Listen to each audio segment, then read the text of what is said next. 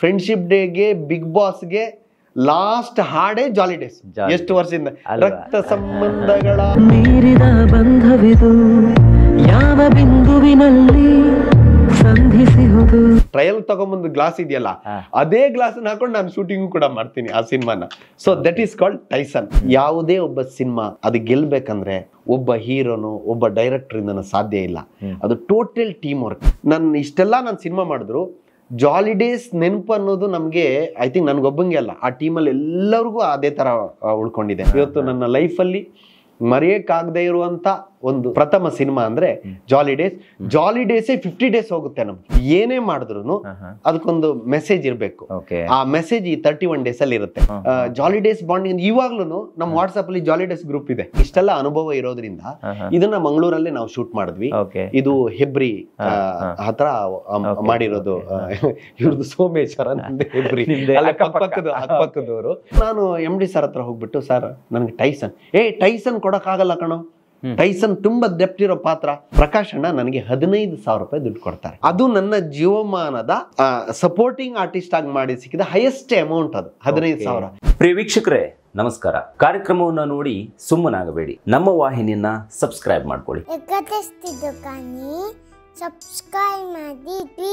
ನನಗೆ ಈ ಕಾರ್ಯಕ್ರಮದಲ್ಲಿ, ಈ ಪಾಡ್ಕಾಸ್ಟ್ ನಲ್ಲಿ ಜಾಲಿ ಡೇಸ್ ಮೇಕಿಂಗ್ ಬಗ್ಗೆ ಮಾತಾಡಬೇಕು ಅಂತ ಅನ್ಸುತ್ತೆ. ಯಾಕಂದ್ರೆ ಅದೊಂದು ಇವತ್ತಿಗೂ ಕಾಲೇಜ್ ಹುಡುಗರು ಯಾರು ಹೋದ್ರೆ ಹಾಡು ಹಾಕಂತಾರೆ. ಅಲ್ಲ, ಕಾಲೇಜಿಂದ ಹೊರಗಡೆ ಹೋಗಿ ಹೊಸ ಬದುಕನ್ನು ಪ್ರಾರಂಭ ಮಾಡಬೇಕು ಅಂದ್ರೆ ಲಾಸ್ಟ್ ಸೆಂಡ್ ಆಫ್ ಅಂತ ಮಾಡ್ತೀವಲ್ಲ, ಅಲ್ಲಿ ಆ ಸಾಂಗ್ ಬರುತ್ತೆ. ಸೊ ಆ ಸಿನಿಮಾ ಒಂದು ಜಬರ್ದಸ್ತ್ ಹಿಟ್ ಆಗಿರುವಂತಹ ಸಿನಿಮಾ. ಅದರಲ್ಲಿ ನಿಮ್ಗೆ ಹೆಂಗೆ ಅವಕಾಶ ಸಿಕ್ತು? ಅದರ ಮೇಕಿಂಗ್ ಸ್ಟೋರೀಸ್ ಹೆಂಗಿತ್ತು ಸರ್?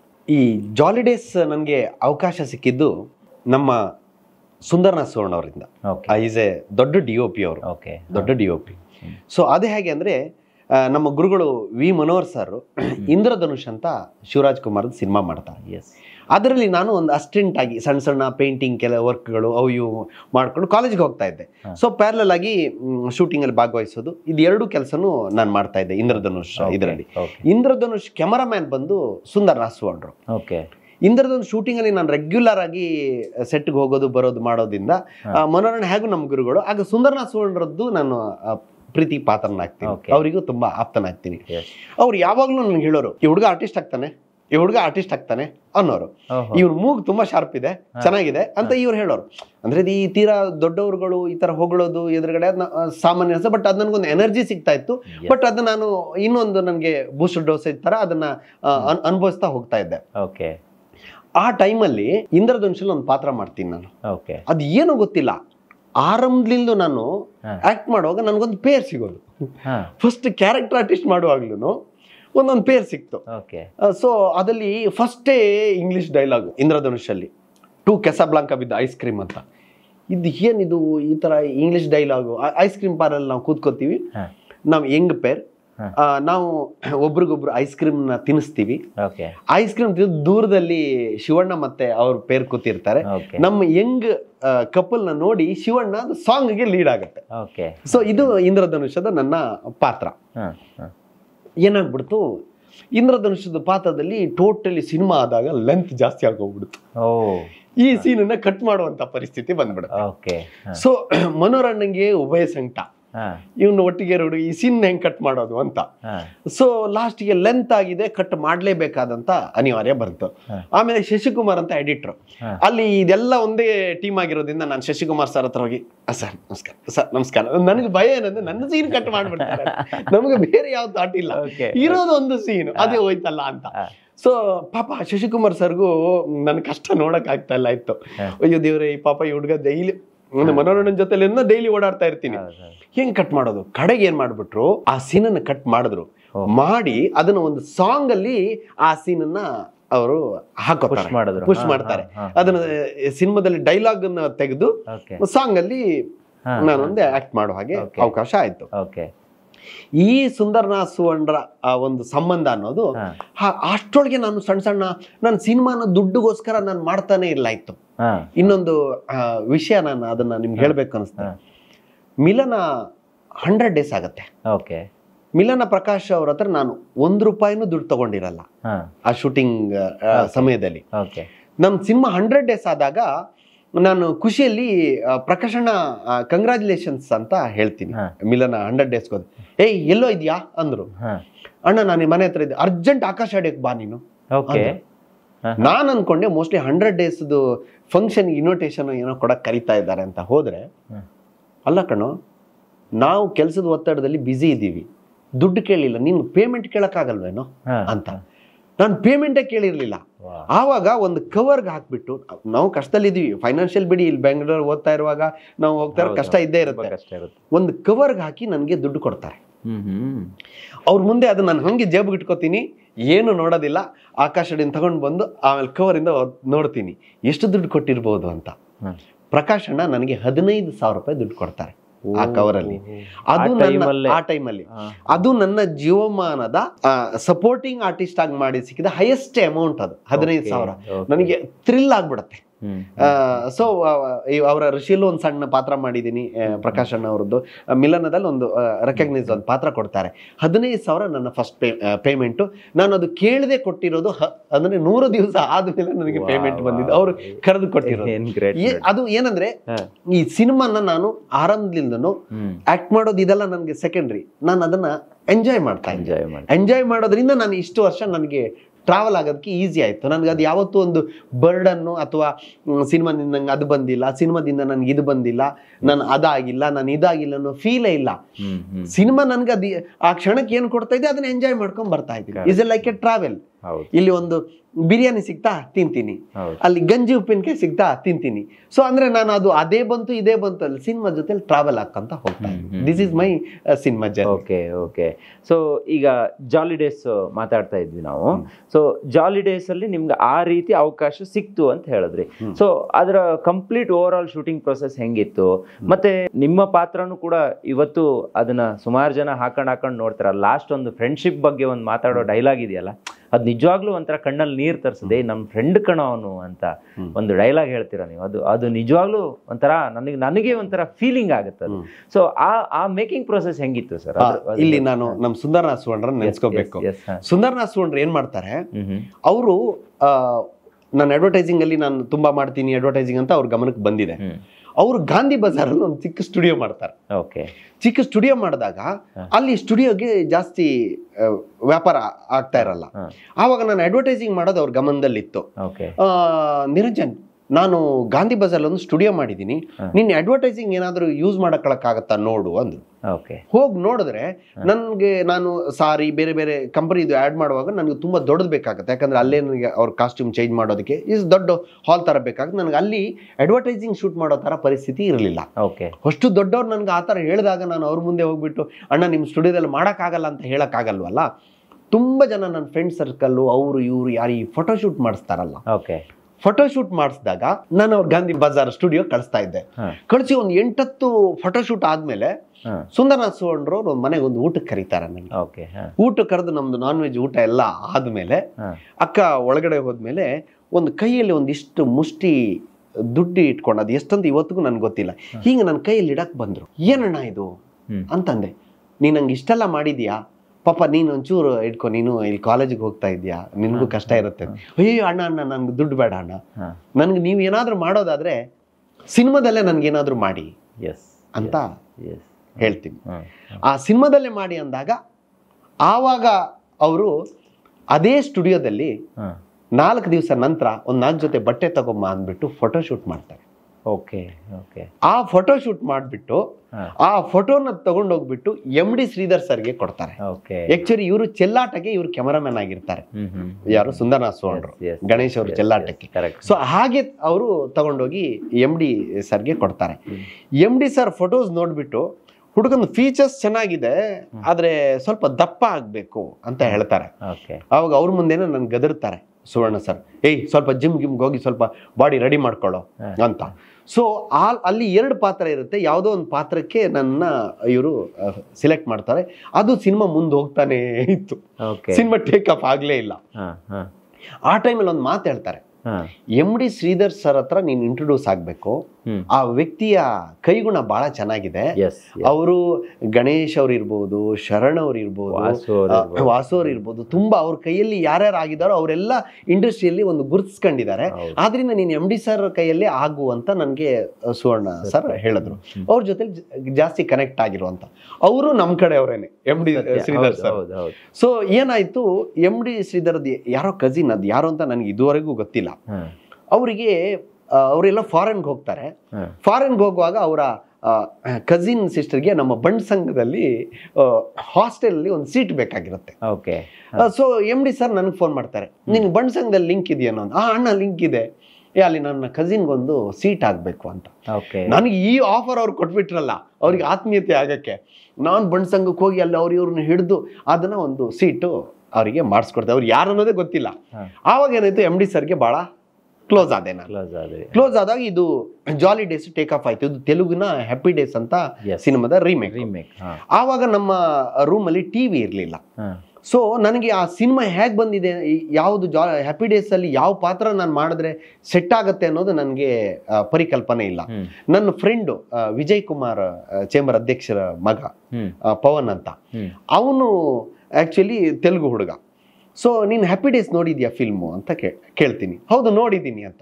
ನನಗೆ ಯಾವ ಪಾತ್ರ ಮಾಡಿದ್ರೆ ಸೆಟ್ ಆಗತ್ತೆ ಅಂತ ಅವ್ನು ಕೇಳ್ತೀನಿ. ಅಲ್ಲಿ ಸೆಕೆಂಡ್ ಹಾಫ್ ಅಲ್ಲಿ ಟೈಸನ್ ಅಂತ ಒಂದು ಪಾತ್ರ ಬರುತ್ತೆ, ಅದು ನಿನ್ ಕ್ಯಾರೆಕ್ಟರ್ಗೆ ಮ್ಯಾಚ್ ಆಗುತ್ತೆ, ಆಮೇಲೆ ಅದು ಉಳ್ಕೊಂಡ್ಬಿಡುತ್ತೆ ಪಾತ್ರ, ಅಷ್ಟು ಡೆಪ್ತ್ ಇದೆ ಅದು ಅಂತ ಹೇಳ್ತಾನೆ. ಸೊ ನಾನು MD ಸರ್ ಹತ್ರ ಹೋಗ್ಬಿಟ್ಟು, ಸರ್ ನನಗೆ ಟೈಸನ್ ಕೊಡಕ್ಕಾಗಲ್ಲ ಕಣೋ, ಟೈಸನ್ ತುಂಬಾ ಡೆಪ್ತ್ ಇರೋ ಪಾತ್ರ ಅದು. ಈಗ ನೀನು ಜಿಮ್ಗೆ ಎಲ್ಲ ಹೋಗ್ಬಿಟ್ಟು ಸ್ವಲ್ಪ ಬಾಡಿ ಈಗ ಸ್ವಲ್ಪ ಚೇಂಜ್ ಆಗ್ಬಿಟ್ಟಿದ್ದೀನಿ, ಚೇಂಜ್ ಆಗಿದೆ. ಇಲ್ಲ ಅಣ್ಣ ನಾನು ಅದಕ್ಕೆ ರೆಡಿ ಆಗ್ಬರ್ತೀನಿ. ರೆಡಿ ಆಗಿ ಬರೋದು ಮುಖ್ಯ ಅಲ್ಲ ಕಣ, ಅದಕ್ಕೆ ಸೂಟ್ ಆಗ್ಬೇಕು ನಿನ್ ಪಾತ್ರಕ್ಕೆ ಅಂತ ಅಂದ್ರು. ಅಯ್ಯೋ ಏನಪ್ಪಾ ಮಾಡೋದು ಅಂತ ಅಂದ್ಬಿಟ್ಟು ನಾನೇ ಒಂದು ಗ್ಲಾಸ್ ತಗೋತೀನಿ, ಆ ಒರಿಜಿನಲ್ ಸಿನಿಮಾ ನೋಡ್ಬಿಟ್ಟು ಅವನ್ ತರನೇ ಫುಲ್ ಕಾಸ್ಟ್ಯೂಮ್ಸ್ ಎಲ್ಲ ಹಾಕ್ಬಿಟ್ಟು ಫೋಟೋ ಶೂಟ್ ಮಾಡಿಸ್ತೀನಿ. ಫೋಟೋ ಶೂಟ್ ಮಾಡಿಸಿ MD ಸರ್ ತಗೊಂಡೋಗಿ ತೋರಿಸ್ತೀನಿ. ಯಾರಯ್ಯ ಇವನು, ಏನೋ ಇವನು ಅವನ ತರನೇ ರೆಡಿಯಾಗಿ ಬಂದಿದ್ಯಲ್ಲ ನೀನು ಅಂತ ಅಂದ್ರು.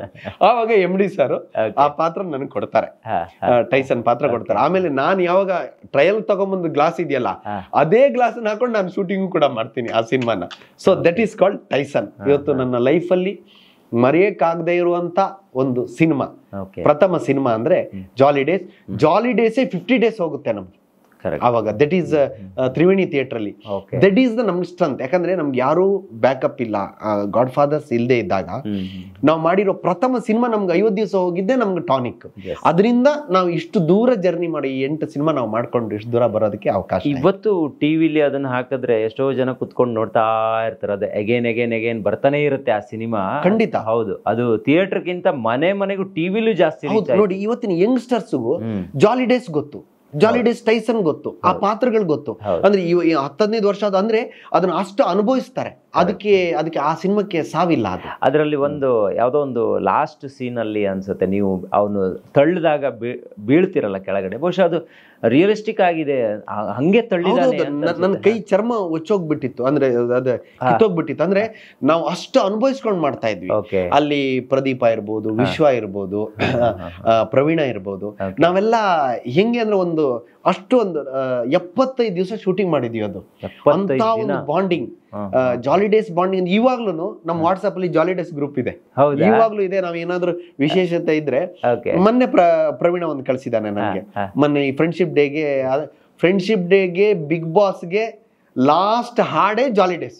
ಎಷ್ಟು ವರ್ಷದಿಂದ ರಕ್ತ ಸಂಬಂಧಗಳ ಮೀರಿದ ಬಂಧವಿದು ಅನ್ನೋ ಹಾಡು ಬಿಗ್ ಬಾಸ್ಗೆ ಪರ್ಮನೆಂಟ್ ಆಗೋಯ್ತು. ಇವನ್ ಯಾವುದೇ ಫ್ರೆಂಡ್ಶಿಪ್ಗೂ ಅದೇ, ಯಾವುದೇ ಸಂಬಂಧಗಳಿದ್ರು ಅದೇ. ಈಗ ಅದ್ರಲ್ಲಿ ಕಾಲೇಜ್ ಶೂಟ್ ಅಲ್ಲಿ ಎಲ್ಲಿ ಮಾಡಿದ್ದು ಸರ್? ಅದು ಎಲ್ಲಿ ನಡೆಯುತ್ತೆ? ಆಚಾರ್ಯ ಮತ್ತೆ ಆಕ್ಸ್ಫರ್ಡ್ ಅಲ್ಲಿ ಮಾಡಿದ್ದು ಮೇಜರ್ ಆಗಿ. ಅದ್ ಬಹಳ ಅನುಭವಿಸ್ಕೊಂಡು ನಮ್ಗೆ ತುಂಬಾ ಜನ ಇದ್ರಲ್ವಾ ಅದ್ರಲ್ಲಿ, ಹುಡುಗರು ಹುಡುಗಿರು ಸಿಕ್ಕಾಪಟ್ಟೆ ಜನ ಹಾಕೊಂಡಿದ್ರು. ಅದ್ರಲ್ಲಿ ಹೆಂಗ್ ಮೇಂಟೈನ್ ಆಗ್ತಿತ್ತು ಅಂತ ಅದು ನಮ್ಮ ಡೈರೆಕ್ಟರ್ಗೆ ನಾವು ಹೇಳ್ಬೇಕು, MD ಸರ್ಗೆ. 75 ದಿವಸ ಶೂಟಿಂಗ್ ಆ ಕಾಲಕ್ಕೆ ಈಸ್ ತುಂಬಾ ಕಷ್ಟ. ಆಮೇಲೆ ಆ ಪಾತ್ರಗಳು ಕಂಟಿನ್ಯೂಟಿ ಅದನ್ನೆಲ್ಲ ನೋಡ್ಕೊಳ್ಳೋದು ಆ ಟೈಮಿಗೆ ಬಹಳ ಕಷ್ಟ ಇತ್ತು. ಆಮೇಲೆ ಒಳ್ಳೆ ಟೀಮ್ ಇತ್ತು. ಒಂದ್ ಹೇಳ್ತೀನಿ, ಯಾವುದೇ ಒಬ್ಬ ಸಿನಿಮಾ ಅದು ಗೆಲ್ಬೇಕಂದ್ರೆ ಒಬ್ಬ ಹೀರೋನು ಒಬ್ಬ ಡೈರೆಕ್ಟರ್ ಇಂದ ಸಾಧ್ಯ ಇಲ್ಲ. ಅದು ಟೋಟಲ್ ಟೀಮ್ ವರ್ಕ್. ಆ ಟೀಮಲ್ಲಿ ಪ್ರತಿಯೊಬ್ಬ ವ್ಯಕ್ತಿನೂ ಆ ಇನ್ವಾಲ್ವ್ ಮಾಡಿದಾಗ ಮಾತ್ರ ಆ ಸಿನಿಮಾಕ್ಕೆ ಆ ರಿಸಲ್ಟ್ ಕೊಡಕ್ ಸಾಧ್ಯ. ನಮ್ಗೆ ಆವಾಗಲ್ಲ ಏನು ಗೊತ್ತೇ ಇರ್ಲಿಲ್ಲ. ನಮ್ಗೆ ಫಸ್ಟ್ ಟೈಮ್ ನಮ್ಗೆ ಯಾವಾಗ ನಾನು ಹೀರೋ ಆದ್ಮೇಲೆ ಮನೆ ಹತ್ರ ಕಾರ್ ಬರ್ತಾ ಇತ್ತು, ಕಾರ್ ಹೊತ್ಕೊಂಡು ಹೋಗ್ತಾ ಇದ್ದೆ ಶೂಟಿಂಗ್. ಆಮೇಲೆ ಇವತ್ತು ಎಲ್ಲಿ ಹೋಗೋಣ, ಅಲ್ಗೋಗೋಣ ಇಲ್ಗೋಗೋಣ, ಅಂದ್ರೆ ಮಂಗಳೂರಲ್ಲಿ ಶೂಟಿಂಗ್ ಹೋಗಿ ಇವತ್ತು ಗಡ್ಬಡ್ ತಿನ್ನೋಣ, ಇವತ್ತು ಮೀನು ಊಟ ಮಾಡೋಣ, ಈ ಥಾಟ್ ಅಲ್ಲಿ ಇದ್ವಿ. ಬಿಟ್ರೆ ನಾವು ಆಕ್ಟಿಂಗ್ ಅಲ್ಲಿ ನಮ್ಗೆ ಸಿನಿಮಾದ ಇನ್ ಡೆಪ್ತ್ ನಾಲೆಜ್ ಇರ್ಲಿಲ್ಲ ಅವಾಗ. ಆಯ್ತು ನಾವು ತಿರುಪತಿ ಟ್ರಿಪ್ ಹೋಗಿದ್ವಿ ನಾವು, ಜಾಲಿ ಡೇಸ್ ಟೀಮ್. ಆಮೇಲೆ ಶಿವಗಂಗೆ ಟ್ರಿಪ್ ಹೋಗ್ತಾ ಇದ್ವಿ. ಅಂದ್ರೆ ಇಸ್ ಲೈಕ್ ಅದು ಅದ್ಭುತ. ಅದು ಆಕ್ಚುಲಿ ಇಷ್ಟೆಲ್ಲ ನಾನು ಸಿನಿಮಾ ಮಾಡಿದ್ರು ಜಾಲಿ ಡೇಸ್ ನೆನಪು ಅನ್ನೋದು ನಮ್ಗೆ ಐ ಥಿಂಕ್ ನನ್ಗೊಬ್ಬಂಗೆ ಅಲ್ಲ, ಆ ಟೀಮಲ್ಲಿ ಎಲ್ಲರಿಗೂ ಅದೇ ತರ ಉಳ್ಕೊಂಡಿದೆ. ಈಗ ನಮ್ಮ ಅಲ್ಲಿ ಇನ್ನೊಂದು ವಿಶೇಷ, ನಮ್ಮ ವಿಶ್ವ ಮತ್ತೆ ಸ್ಫೂರ್ತಿ ಆ ಟೀಮಲ್ಲಿ ಅವ್ರ ಮದುವೆನೇ ಆಗ್ಬಿಡ್ತಾರೆ. ಸೊ ಅದು ಅದ್ಭುತವಾದ ಟೀಮ್ ಅದು ನಮ್ದು. ಅಂದ್ರೆ ಈಗಲೂ ನೀವು ಎಲ್ಲರೂ ಕನೆಕ್ಟ್ ಇದ್ದೀರಾ. ಈಗ 31 ಡೇಸ್ ಅಂತ ಒಂದು ಸಿನಿಮಾ ಈಗ ನೀವು ಏನ್ ಮಾಡಿದೀರಾ, ಇದ್ರಲ್ಲಿ ನೀವೇ ಪ್ರೊಡ್ಯೂಸರ್ ಆಗಿದ್ದೀರಾ. ಬಹುಶಃ ನೀವು ಅಲ್ಲಿ ಅಭಿನಯ, ಇಲ್ಲಿ ಪ್ರೊಡ್ಯೂಸರ್ ಪ್ಲಸ್ ಅಭಿನಯ ಎರಡೂ ಕೂಡ ನೀವು ಮಾಡ್ತಾ ಇದ್ದೀರಾ. ಅಂದ್ರೆ ಅಲ್ಲಿಂದ ಇಲ್ಲಿವರೆಗೆ ನಿಮ್ಮ ಜರ್ನಿನ ಹಂಗೆ ಕ್ಯಾರಿ ಮಾಡ್ಕೊ ಬಂದ್ರಲ್ಲ, ಇಲ್ಲಿ ಏನು ನಿಮ್ಮ ಅವಶ್ಯಕತೆ, ಅಂದ್ರೆ ಪ್ರೊಡ್ಯೂಸ್ ಮಾಡುವಂತ ಅವಶ್ಯಕತೆ ಇತ್ತ ನಿಮ್ಗೆ ಹೇಗೆ ಅಂತ? ಇದಕ್ಕೆ ಇಲ್ಲ, ಆಕ್ಚುಲಿ ನಾನು ಈ 7 ಸಿನಿಮಾ ಏನ್ ಮಾಡ್ಕೊ ಬಂದ್ವಿ ಅದು ಯಾವ್ದು ನಾನು ಪ್ರೊಡ್ಯೂಸ್ ಮಾಡ್ಲಿಲ್ಲ. ಒಂದೊಂದು ಅಮೌಂಟ್ ತಗೊಂಡಿದ್ದೀನಿ, ದೇವ್ರ ದಯದಿಂದ ಆಕ್ಟ್ ಮಾಡಿದ್ದೀನಿ, ಒಂದು ಅವಕಾಶ ಸಿಕ್ಕು ಅದನ್ನ ಮಾಡಿದೀನಿ. ಕೆಲವರು ಒಳ್ಳೊಳ್ಳೆ ಅಮೌಂಟು ಸಿಕ್ಕಿದೆ. ಅದು ಸಿನಿಮಾದಲ್ಲಿ ನಾನು ಅಲ್ಲಿಂದ ಬರ್ತಾ ಬರ್ತಾ ಬರ್ತಾ ದೇವ್ರ ದಯದಿಂದ ಇಲ್ಲಿಗೆ ಬಂದೆ. ಈ ಸಿನಿಮಾಕ್ಕೆ ಆಕ್ಚುಲಿ ಆರಂಭದಲ್ಲಿ ನನ್ಗೆ ರೈಟ್ರು ಕತೆ ಹೇಳಿದಾಗ ಅದಕ್ಕೊಬ್ರು ಬೇರೆ ನಿರ್ಮಾಪಕರಿದ್ರು. ಸೊ ಅಲ್ಲಿ ಆಮೇಲೆ ಒಂದು 6 ತಿಂಗಳು ಅದು ಹಾಗೆ ಟ್ರಾವೆಲ್ ಆಗ್ತಾನೆ ಇತ್ತು, ಹಿಂದೆ ಮುಂದೆ ಎಳಿತಾ ಇತ್ತು. ಆವಾಗ ನನ್ಗನ್ಸ್ತು ಇಷ್ಟೊಂದು ಒದ್ದಾಡೋದಕ್ಕಿಂತ ಇದನ್ನ ನಾನೇ ಒಂದು ಸಣ್ಣ ಪ್ರೊಡಕ್ಷನ್ ಹೌಸ್ ಯಾಕೆ ಮಾಡಬಾರ್ದು ಅಂತ ಈ ಥಾಟ್ ಬಂತು. ಇದಕ್ಕೆ ನನಗೆ ಇನ್ಸ್ಪಿರೇಷನ್ ಬಂದು ಮೊದಲನೇದಾಗಿ ನಮ್ಮ ರಿಷಬ್ ಶೆಟ್ರು, ಸರ್ಕಾರಿ ಕಾಸರಗೋಡು ಸರ್ಕಾರಿ ಹಿರಿಯ ಪ್ರಾಥಮಿಕ ಶಾಲೆ ಮಾಡಿದ್ರು. ಆಮೇಲೆ ನಮ್ಮ ಮದರಂಗಿ ಕೃಷ್ಣ ಅವರು ಲವ್ ಮಾಕ್ಟೈಲ್ ಮಾಡಿದ್ರು. ಸೊ ಆಮೇಲೆ ರಾಜ್ ಬಿ ಶೆಟ್ರು ಒಂದು ಮಟ್ಟೆ ಕತೆ ಮಾಡ್ತಾರೆ. ಇದೆಲ್ಲ ಮಾಡಿದಾಗ ಅನ್ಸ್ತು ಅಂದ್ರೆ, ಒಬ್ಬ ಆರ್ಟಿಸ್ಟ್ ಈಗ ನಮ್ ತರ ಒಂದು ಆಸಕ್ತಿ ಮತ್ತೆ ಈ ಸಿನಿಮಾನ ನಾವು ಪ್ರೀತಿಯಿಂದ ಅದ್ರ ಜೊತೆ ಬದುಕುವವರಿಗೆ ಒಂದ್ ಸಣ್ಣ ಪ್ರೊಡಕ್ಷನ್ ಹೌಸ್ ಇರ್ಬೇಕು ಅಂತ ಅನಿಸ್ತು. ಯಾಕಂತಂದ್ರೆ ಈಗ ಮೊನ್ನೆನು ಇನ್ನೊಂದು 2-3 ಪಿಕ್ಚರ್ ಈಗ ನಾನು ಮಾಡ್ತಾ ಇದ್ದೀನಿ, ಕಮಿಟ್ ಆಗಿದ್ದೀನಿ. ಅದಕ್ಕೆಲ್ಲ ಬೇರೆ ಬೇರೆ ನಿರ್ಮಾಪಕರಿದ್ದಾರೆ. ಸೊ ಕೆಲವೊಂದು ನಮ್ಮ ಆಸೆಗಳಿರ್ತವೆ, ನಮ್ಮ ಐಡಿಯಾ ಇರ್ತವೆ. ಈಗ ಯಾರೋ ಒಬ್ರು ಒಂದು ಕತೆ ತಗೊಂಡ್ಬರ್ತಾರೆ ಅಥವಾ ಒಂದು ನಿರ್ಮಾಣ ಮಾಡಕ್ ಬಂದ್ರೆ ಅವರಿಗೆ ನಾವು ಸಜೆಷನ್ ಮಾಡಕ್ ಆಗೋದಿಲ್ಲ. ಆಸ್ ಎ ನಾವು ಸಣ್ಣ ಪುಟ್ಟ ಕರೆಕ್ಷನ್ಸ್ ಹೇಳ್ಬೋದೇ ಹೊರತು ಅವ್ರು ಅದರಲ್ಲಿ ಬಹಳ ದಿನ ಇದ್ದು ಅವ್ರು ಬಂದಿರ್ತಾರೆ ನಮ್ಮ ಹತ್ರ. ಬಂದಾಗ ನಾವು ಅವ್ರಿಗೆ ಸಜೆಷನ್ ಕೊಟ್ಟಾಗ ತಪ್ಪಾಗತ್ತೆ. ಸೊ ಹಾಗಾಗಿ ನಾವೇನ್ ಮಾಡ್ಬಿಡ್ತೀವಿ, ಈಗ ನಾವು ಪ್ರೊಡಕ್ಷನ್ ಹೌಸ್ ಮಾಡಿದಾಗ ನಮ್ಮ ಆಸೆ ಅಥವಾ ನಮ್ಮ ಥಾಟ್ಗಳು, ಆ ಕಂಟೆಂಟ್ ಓರಿಯೆಂಟೆಡ್ ಸಿನಿಮಾಗಳು ಏನ್ ಮಾಡಕ್ ನಾವು ಐಡಿಯಾ ಮಾಡ್ಕೊಂಡಿರ್ತೀವೋ ಅದನ್ನ ನಾವು ಎಕ್ಸ್ಪ್ಲೋರ್ ಮಾಡಕ್ಕೆ, ಅದನ್ನ ಹೊರಗಡೆ ಪ್ರದರ್ಶನ ಮಾಡೋದಕ್ಕೆ, ತೋರ್ಸಕ್ಕೆ ಅವಕಾಶ ಆಗತ್ತೆ ಅನ್ನೋ ಕಾರಣಕ್ಕೋಸ್ಕರ ಈ ಪ್ರೊಡಕ್ಷನ್ ಹೌಸ್ ಮಾಡ್ತೀನಿ. ನನ್ನ ವೈಫೆ ನಾಗವೇಣಿ ಎನ್ ಶೆಟ್ಟಿ ಅವರು ನಿರ್ಮಾಣ ಮಾಡ್ತಾರೆ. ಸರ್, ಇದನ್ನ ಇಲ್ಲೆಲ್ಲ ಒಂದಿಷ್ಟು ಪೋಸ್ಟರ್ಸ್ ಗಳಿದಾವೆ ನಿಮ್ಮ ಸಿನಿಮಾದ್ದೇ. ಸೊ ಈಗ ನಮ್ಮ ವೀಕ್ಷಕರಿಗೆ ನಾನು ತೋರಿಸ್ತಾ ಇದ್ದೀನಿ.